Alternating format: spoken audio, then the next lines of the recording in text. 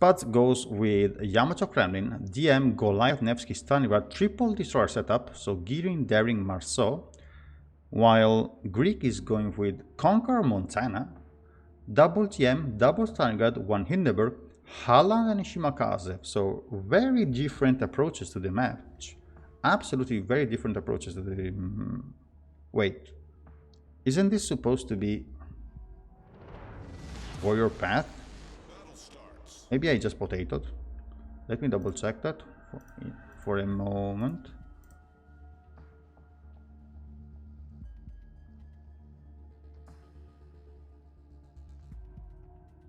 Where can I see that? Oh no, never mind. It is still the Land of Fire. My bad, my bad. Of course, they know better than me what they are gonna play. Nice. Okay, this Montana is moving. Okay. So, a much more mobile setup for SPUDS, in the sense that they have Nevsky and Goliath that are definitely roaming cruisers, triple destroyer, while this setup seems to be much more stationary in the sense that they have double Stalingrad, double GM, and only one roaming cruiser like Hindenburg. Also Montana Conquer against Kremlin Yamato. Okay. Close range against long range, and Yamato can overmatch while these two guys cannot overmatch, not even cruisers actually. Only Goliath and Des Moines nose can be overmatched by Conquer and Montana. Okay. Also Shimakaze, Halland against Marceau, Daring, Gearing. Interesting. So let's see. This time Halland is sent to B from Greek, and he's gonna face the Daring from SPUDS. But this time Greek is sending a GM as a radar support to for the Halland, even if this island is not gonna be that useful for him, because I don't think he can reach the whole B cap from here. Maybe he can. We will see about that. From Greek, Shimakaze and double Stalingrad plus the Conqueror are sent towards C, while Hindenburg and the Des Moines are gonna go towards A, supported by the Montana.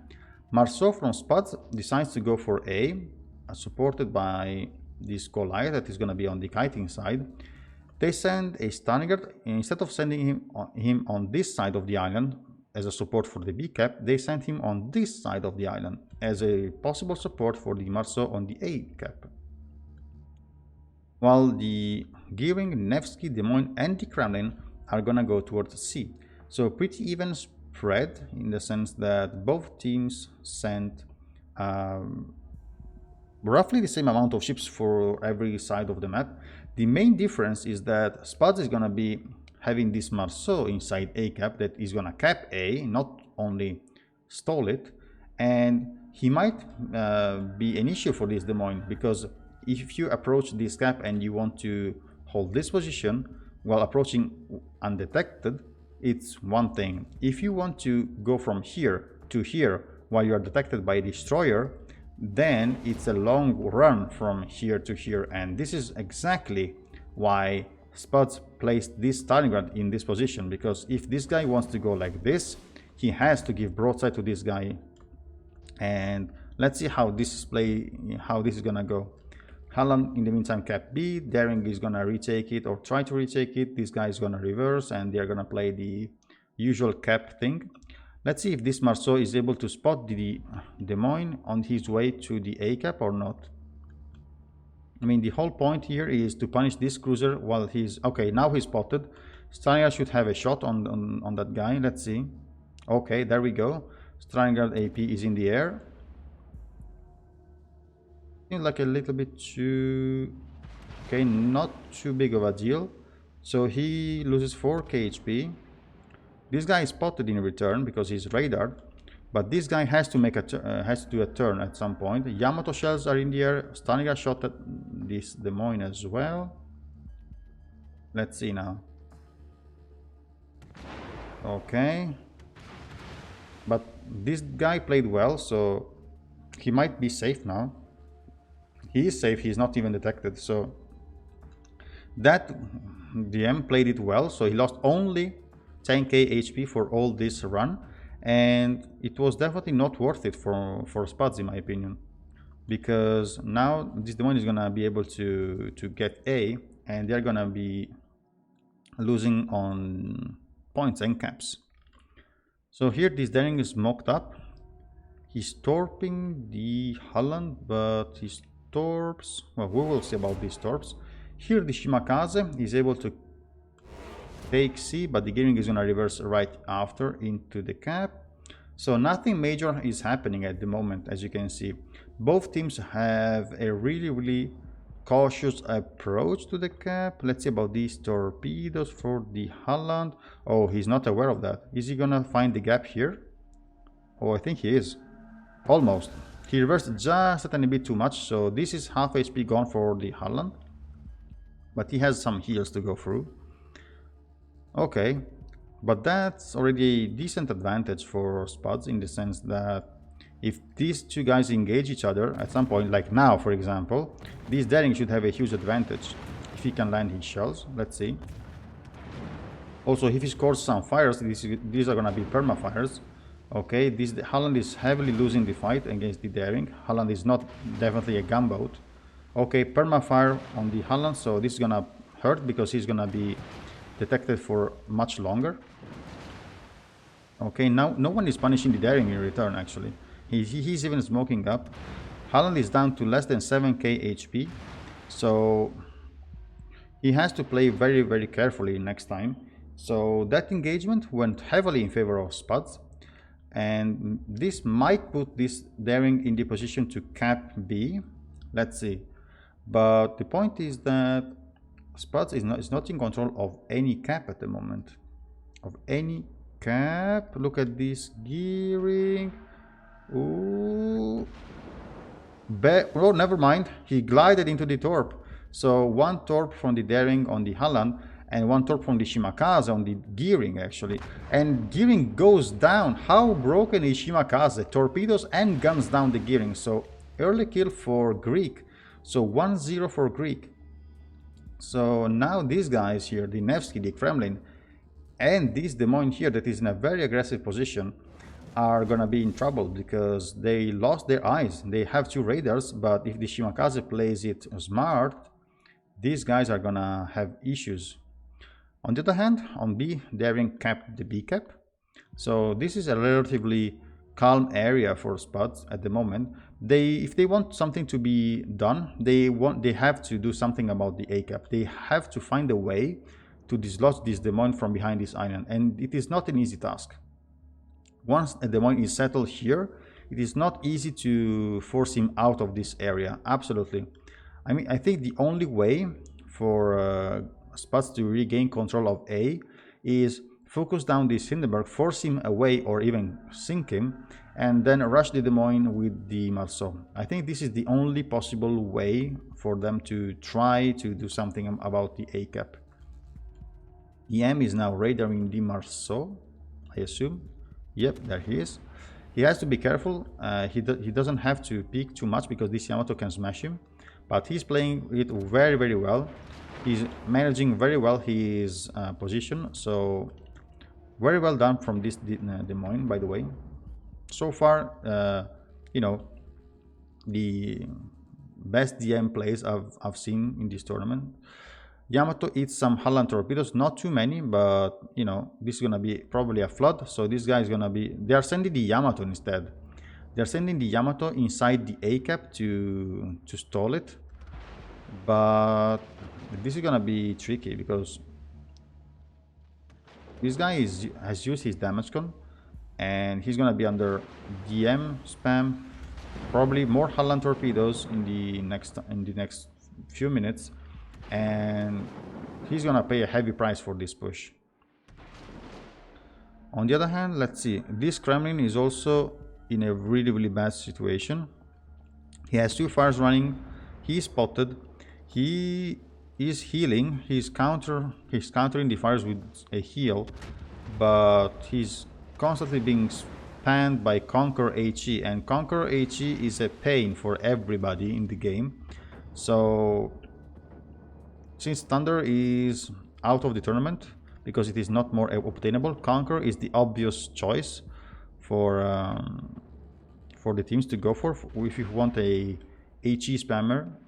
Okay, Shimakaze gets spotted. I think he got radar by the Nevsky. Oh, that was a mistake from the Shimakaze. He's losing a ton of HP. He played it a little bit too aggressive. 7k. Ooh, 5.7. He's now... oh, he's still detected actually. Nevsky radar is not short duration. 4.6. Kremlin goes down to Stalingrad fires. But they might pay for the with the Shimakaze. He's down to 2k HP. Okay, he gets away with it. But SPUDS is gonna get C. But they lost another ship. So it is 2-0 for Greek. That now that the daring has moved towards C, this Holland is free to cap B. And that Yamato solo push into A didn't pay off. They are trying to do what I was thinking, so which is killing that Hindenburg somehow. But by doing that, they almost lost the Yamato. This guy is abusing the border, which is never something that you want to see. But this is how the game works. Stalingrad goes down. Which one actually? I lost track of that. Oh, this one, the one that was here guarding the 10 line. So now this is a free to go for this Des Moines if he can avoid Shimakaze torpedoes. He dodges the first set. He's gonna able to drift into these ones. Oof, very nice dodge from this Des Moines. Very well done. So let's see. Now everything is possible at this moment. Because if that Hindenburg goes down, and if the Marceau is able to YOLO rush DDM and kill him, then SPUDS has an opening move. This guy is healing. Wow. This guy is really abusing the border actually. This guy is really... he's not even trying to get off the border. It is nothing that is not allowed, but it is definitely something really annoying for to see, and not something that I don't personally like. He finally goes down. So, and now let's see if these guys are gonna send the Marceau to YOLO rush this DM or not. I think they will. I mean, they have to. They are 300 points behind almost. HP is kinda similar, but they need caps, they need kills, they need time. Okay, this DM, I think he's recognizing the threat. Easy. Maybe the Montana is gonna load. Okay, Montana just shot, so this is the moment for this Marceau to go for this DM. Montana just shot twice, so I'm not sure what is this guy waiting for. Is he waiting for the Hydro to go down? I think he might, but this gives time to all these guys to relocate.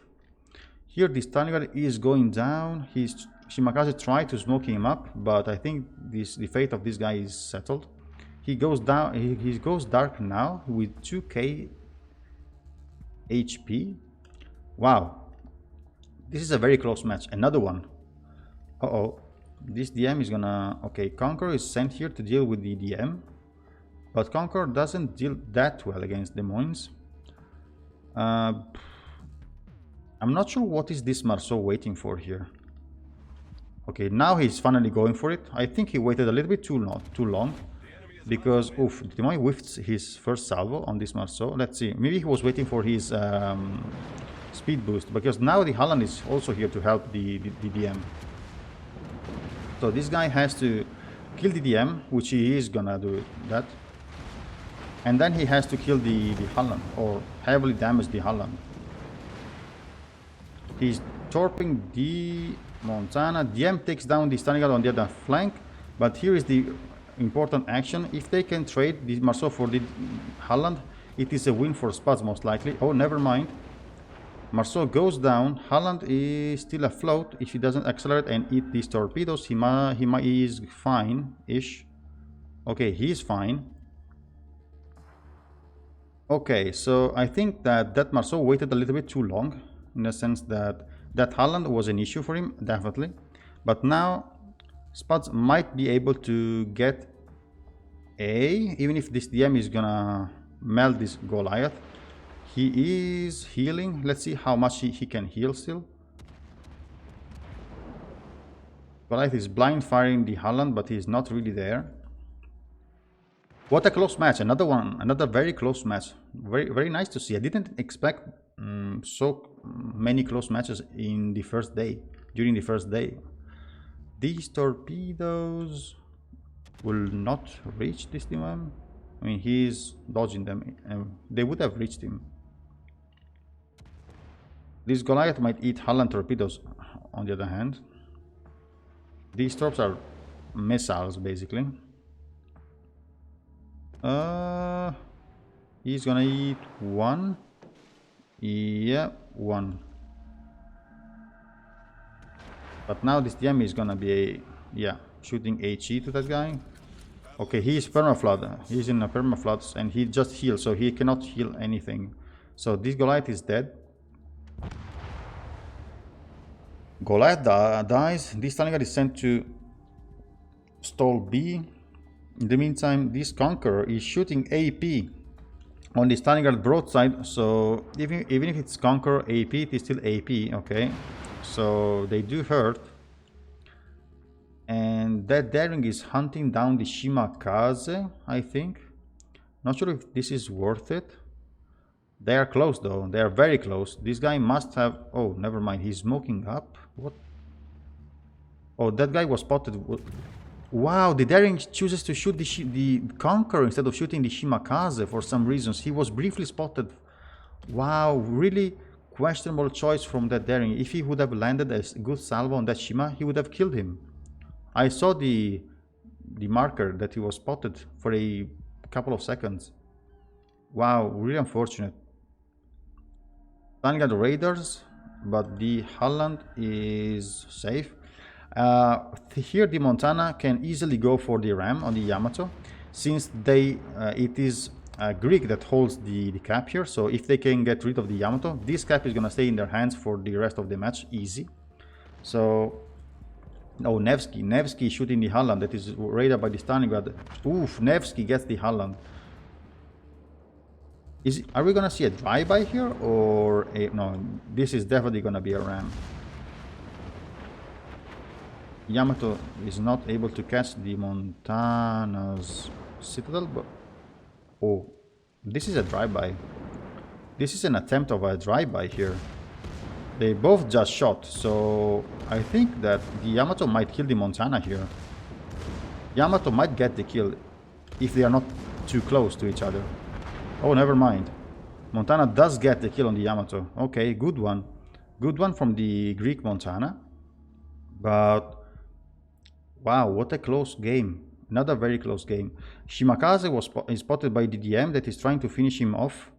400 HP. They need that trade.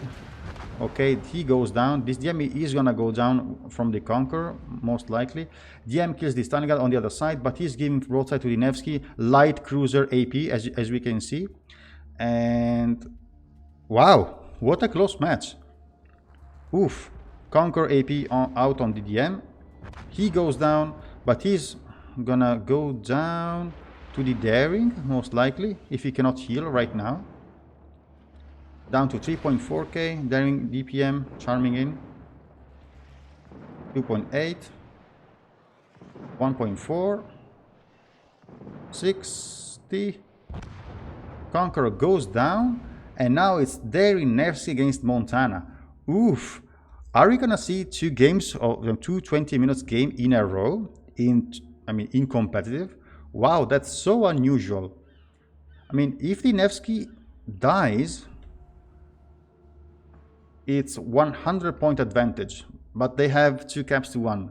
So if this Nevsky just runs away, he is safe, completely safe. So, and he now spots the Montana, and he knows that he has to run. The Montana doesn't have the time to get to B, cap it, and flip the points. So GG to SPUDS. What a close game though. What a very close game from both teams. Very well played from both teams. Couple of potato moves here and there, but wow, considering this was the second game for those teams and it is still qualifier stage, wow, what a performance. What a performance. And yes, we are gonna go down to the very last second of the game again. Wow, this is all you wish for from a streamer point of view, to have close games that are not, not complete steamrolls. And we had this for 2 games in a row. I'm so glad that we are seeing these very, very close games. Awesome. Of course, by the way, I'm seeing in the chat, thank you everybody for the follows. As you might know, the notifications are disabled for the sake of the stream. So yeah, another timer, and GG to both teams, but especially to SPUDS for taking it home. So GG, really well played.